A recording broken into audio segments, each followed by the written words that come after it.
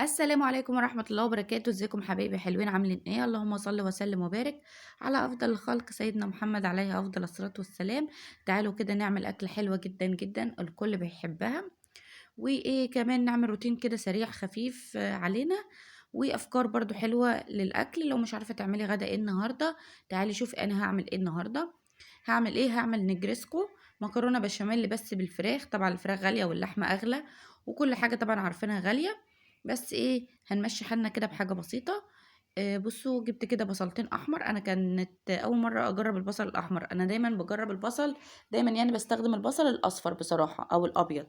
بس ايه بقى، جيت قلت اجرب البصل الاحمر عشان هو بصراحة الاصفر غالي.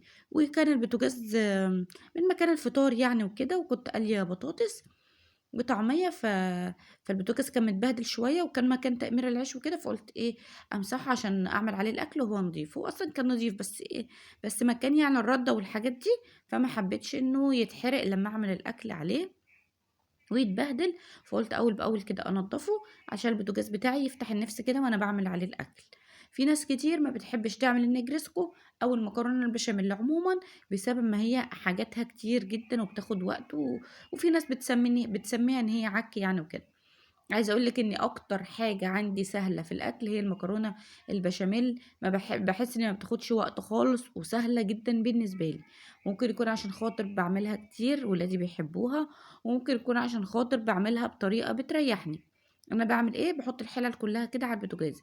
الحله اللي على الشمال دي اللي فيها الميه طبعا للمكرونه، والحله والصينيه اللي انا حطيت فيها معلقه السمنه دي للبصل او العصاج، والحلة اللي جوه برضو دي هعمل فيها بشاميل. فببقى مجهزة كل حاجة جنبي، وببقى غالية اللبن طبعا قبلها، فتبقى الحاجة جنبي كلها سهلة وكلها مرة واحدة، فبتسهل بقى عليا. حطيت كده البصل ومعلقة سمنة وابتديت اقلب فيهم على طول. و آم، وكمان حطيت هنا المكرونة بعد ما المية ما سخنت، حطيت المكرونة. كنت هنا شلت البصل على جنب لان انا كان عندي شرايح بانيه، كان عندي نص كيلو تمام. فجيت انا طبعا خرجته من الفريزر كده عشان يفك، فقلت هاخد طيب ربع كيلو مثلا منه او نصه، وبعد كده احطه في الفريزر تاني. قلت لا انا ازود بصل واضرب النص كيلو كله في الكبة. ممكن حد يقول لي جايبه نص كيلو بانيه في البانيه الغالي دوت عشان تعملي نجرسكو؟ عايزه اقول لكم ان هي كده اوفر. يعني احنا كعيله، احنا مش عيله قليله، ف فبنيجي نعمل نص كيلو بانيه تحمير، شوف هياخد زيت قد ايه، وممكن يكفينا بالعافيه. لكن انا نص كيلو بانيه بجيبه، اوقات كمان والله العظيم بجيب ربع كيلو، بضربه بقى في الكبة وبحط عليه بصل كده ونعمل صينية مكرونة تأكلنا كلنا وتشبعنا بربع كيلو زي الفل. احسن من نص كيلو ما هي قضيناش غير الزيت اللي احنا هنستخدمه. فاهمين وجهة نظري؟ انا ببص للحاجة من ناحية هتوفر معايا قد ايه. يعني نص كيلو بانيه ده هيأكلنا على مرتين.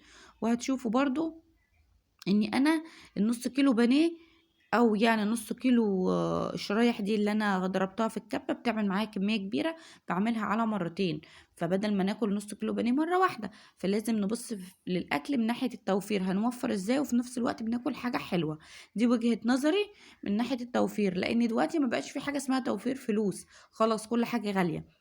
وزي ما قلت لكم اوقات بشتري بربع كيلو، وفي اوقات كمان بيبقى عندي صدر فرخه باخده اضربه في الكبه، او القطعتين اللي هم بيبقوا كلهم نساير اللي من قدام دول في الصدر، اللي هم بنقول عليهم الموزة او القرقوشة، بيبقوا قطعتين كده شايلاهم مثلا ولا حاجة، باخدهم اضربهم في الكبة واحط بصل وكده، بيعملوا معايا كمية كبيرة ومية فل وعشرة. المهم بقى جيت هنا بقى ايه، حطيت كده معلقتين زيت وسبتهم يسخنوا، وبعد كده نزلت عليهم بالسمنة البلدي. وهعمل البشاميل، هو البشاميل بيتحط عليه زيت، انا بحط حبة زيت قليلين احسن ما احط الكمية كلها سمنة واستخدم سمنة كتير وتبقى تقيلة قوي. فانا بصراحة بعملها كده على طول وبتطلع معايا زي الفل. وبعد كده ببتدي احط الدقيق. طب بالنسبة للناس اللي البشاميل اللي بيكلكع منهم، او او يعني بيبقى تقيل قوي كده وعايز يضرب في الخلاط او الكبة او كده، يعملوا ايه، هيكتروا كمية السمنة. وزي ما انتوا شفتوا في الاول كان مكلكع معايا كده اهو، يبقى ده ما ينفعش، لازم نحط له معلقة سمنة تاني زي ما انا عملت. وبعد كده بنبتدي نقلب فيه، لازم يكون السمك بتاعه خفيف زي كده او ماشي معايا. وبعد كده بنجيب اللبن وننزل عليه، النار بتبقى عالية او متوسطة، بلاش نار هادية. وننزل عليه بالكمية كلها مرة واحدة. طب هنحط الكمية مثلا نصها لبن ونصها مية، تمام، نصها لبن ونصها شوربة، تمام. بس هتعملي ايه بقى؟ مش تحطي حبة لبن وبعد كده ترجعي تروحي جايبة الشوربة ومش عارفة ايه وتقعدي كده، لا هتتأخري هيكلكع. تجيبي لبانة او كوباية كبيرة، حطي فيها نص لبن ونص ميه او نص لبن ونص شوربه، المهم الكميه كلها اللي هتستخدميها معاكي، وانزلي بيها مره واحده كده اهو، والنار عاليه. واهم حاجه للبشاميل يكون مضرب، المضرب العادي، المضرب بتاعنا ده، مش مهم مضرب كهرباء، المضرب العادي. وتقلبي فيه هيطلع معاكي زي الفل، وعمرك ما هتقولي البشاميل باظ مني ليه او كلكع مني ليه او يحتاج كب او يحتاج منك اي حاجه تضربي فيها تاني زي ما في بعض الناس بتقولي. المهم كده، انا ولادي بيحبوا البيض يكون على الوش من فوق، ما يكونش جوه البشاميل. طبعا انت زي ما بتحبي. المهم جيت بقى كده حطيت بشاميل في القعر عشان خاطر الصينيه ما تتحرقش مني، وعشان المكرونه ما تنشفش، وعشان الصينيه ما يلزقش فيها المكرونه، 3 حاجات دول. ونزلت كده بالمكرونه، وبعد كده حطيت العصاج بتاع الفراخ زي الفل اهو، وتمام، وطعمه حلو وجميل، وحطيت توابل وحطيت كل حاجه عليه، وتوابلك اللي انت تحبيها، كل واحده بتحق ليها توابل معينه. وبعد كده نزلت بكميه المكرونه الباقيه، عايزه تحطي البشاميل في النص تمام زي ما انت بتحبي، بس انا ما بحبش بشاميل تاني في النص، لاني بحب البشاميل يكون كتير على وشها من فوق. فالمهم هنزل بقى بباقي كمية كده المكرونة، وبعد كده هحط البشاميل معايا. طبعا انتوا شفتوا ان انا محطتش كمية العصاق كلها، انا بعمل النص كيلو بانيه على مرتين، على مرتين يعني بعصجه وبعمله على مرتين. المرة التانية اعمل بيها مكرونة بشاميل، اعمل صينية بطاطس عادي واحط جواها العصاج ده والرز، وناخد كده من البطاطس ونحط على الرز، تمام زي الفل اللي تحبيه. انا بديكي من خلال الفيديو بتاعي افكار كتير تستخدميها، ممكن برضو تخليه كده تحطيه على مكرونة بالصلصة، تحطيه على اي حاجة تانية انت تحبيها او ولادك بيحبوها. المهم بتكوني اكلتي ولادك اكل حلو ومحرمتهمش من حاجة، وفي نفس الوقت تكوني برضو وفرتي عن الاول، لان دلوقتي الدنيا غالية كلها. هنا كانت السكرية مصممة ان هي تقع وتتكسر. المهم كان عندي كده الجبنة بنتي جابتها تفتكر انها احط في الوش من فوق، قلت لها لا كفاية كده، احنا هنبتدي نوفر، لان انا الاول كنت بحط جبنة موتزاريلا وكده يعني من فوق، فقلت لها لا هعملها من غير اي حاجة، كفاية البضاية اللي هنحطها. الاوقات بعمل بصراحة بجبنة واوقات لا.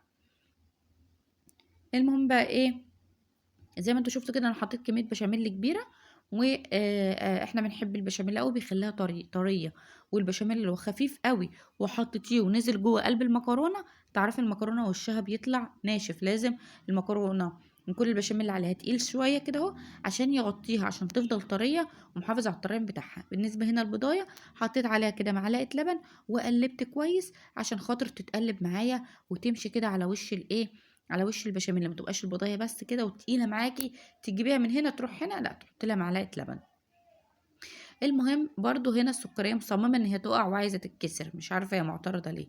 المهم ده الجزء التاني اللي انا شلته هحطه في الفريزر ليوم تاني استخدمه في يوم تاني. وكده استخدمت ربع كيلو بانيه زي ما قلت لكم، او ممكن بصدر فرخه يعمل معاكي برضو مرتين، وحطيتها في الفرن من تحت، وبعد كده رحت فاتحه عليها الشوايه وطلعت زي الفل، وكان طعمها والله العظيم جميل، جميل جدا جدا جدا. طبعا انا ما بستناش المكرونه تبرد، احنا بنحبها سخنه، وبالمعلقه دي بتاعه طقم التوزيع دي اللي بتخليني اعرف اطلع المكرونه كويس. وادي زي ما شايفين طعمها حلو وجميله جدا. يا رب فيديو النهارده يعجبكم. اتمنى ان انتوا تشتركوا في القناة وتفعلوا زر الجرس وتعملوا لي لايك على الفيديوهات بتاعتي عشان يوصلكم مني فيديوهات جاية كتير بإذن الله. وقناتي دي تتفعل لاني لسه بادئاها جديد زي ما انتوا شايفين، ده يا دوب رابع فيديو. اتمنى ان انتوا تدعموني فيها عشان اعوض تعبي بدل قناتي القديمة. وان شاء الله هعرفكم بقناتي القديمة كان اسمها ايه وانا عملت فيها ايه، وهعمل في قناتي الجديدة دي ايه ان شاء الله بإذن الله. وبعد كده ما خلصت الغدا وشربنا الشاي وقعدنا كده شوية، طبعا ايه ابتديت بقى الم المواعين كلها اللي معايا، اي حلة بتاعة المكرونة البشاميل يعني عملتها اي حلة يعني كانت معايا في البشاميل او اي حاجة كده محتاجة محتاجة ان هي عايزة يعني تتحط في مية زي بتاع حلة البشاميل يعني بتاخد مية وكده، قصدي بتنشف يعني، فحطيتها في مَيّة على طول وإيه، واتغدينا وزي ما قُلت لكم شربت الشاي، وبعد كده دخلت لمّيت المواعين كلّها وقُلت أغسل المواعين كده أول بأول، ما اخلّيش عندي أي حاجة في الحوض، عشان خاطر أقعد بقى كده وارتاح، الجو أنتم عارفين بيبرد بالليل وكده، وبدل بقى ما أقعد طول الليل أغسل في مواعين كتير لأ، أنا لميتهم كده بعد الغدا، ورُحت إيه غسلتهم بقى كلّهم، وغسلت الحوض وما خليتش فيه أي حاجة، وكمان جبت معايا برضه البوتاجاز ولمّعته، قُلت برضه أول بأول، طبعًا البوتاجاز يعني أنا مسحته قبل ما أعمل الغدا، بس بعد الغدا مسحته برضه تاني، بيكون خفيف عليَّ، الدهون فيه بتكون خفيفة، ما بيحتاجش بقى دعك كتير وتعب ومنظفات كتير، لأ أول بأول، وإيدِك في حاجتِك أول بأول، هتلاقي حاجتِك نضيفة وزي الفل. مسكت الرخامة أهو لمّعتها وغسلتها وما اخلّيش ورايا أي حاجة، عشان طبعًا تاني يوم هنبتدي برضه اليوم كده في المطبخ يكون مطبخنا نضيف، وكمان بالليل لو الولاد احتاجوا حاجة تانية ياكلوها أو أي حاجة كده، ما يبقاش عندي المطبخ مبهدل.